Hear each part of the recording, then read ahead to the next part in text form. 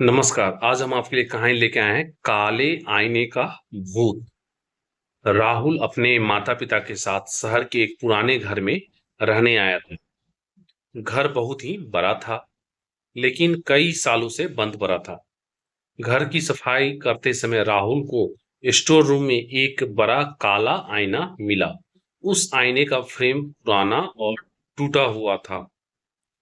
राहुल की माँ ने उसे देखते ही कहा, इस आईने को मत छूना। पुराने मालिक इसे अशुभ मानते थे।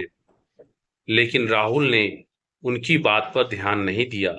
उसने वह आईना अपने कमरे में रख लिया। उस रात करीब 12 बजे राहुल की नींद अचानक खुली। उसे लगा जैसे कमरे में कोई खड़ा हो। उसने इधर उधर देखा, लेकिन वहां कोई नहीं था। तभी उसकी नजर आईने पर पड़ी। आईने में उसे पीछे एक लड़की खड़ी दिखाई दी, सफेद कपड़ों में, लंबे बालों के साथ। राहुल डरकर पीछे मुड़ा, लेकिन कमरे में कोई नहीं था। उसने फिर आईने की तरफ देखा। अगर वह लड़की और भी पास आ चुकी थी। राहुल का दिल तेजी से धड़कने लगा। तभी आईने के अंदर से धीमी आवाज आई, मुझे यहां से बाहर निकालो। राहुल घबराकर कमरे से भागा और अपने माता पिता को सब बता दिया। अगली सुबह घर के पड़ोस में रहने वाली एक बूढ़ी औरत ने उसे बताया, सालों पहले इस घर में एक लड़की रहती थी।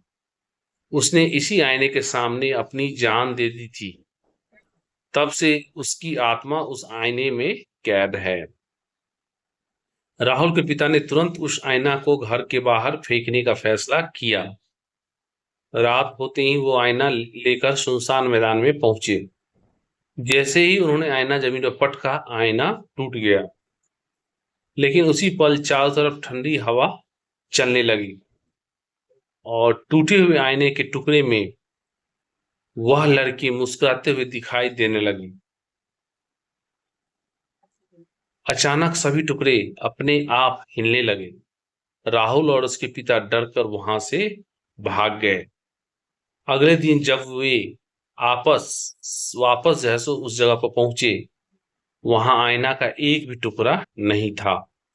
लेकिन उस दिन के बाद हर रात राहुल के कमरे की दीवार पर एक काला साया दिखाई देने लगा और धीरे धीरे उसकी हंसी पूरे घर में गूंजने लगी। तो आपको ये कहानी सुनकर कैसी लगी, नीचे कमेंट्स करें। चैनल को सब्सक्राइब और फॉलो करें। वीडियो को लाइक और शेयर करना ना भूलें। धन्यवाद।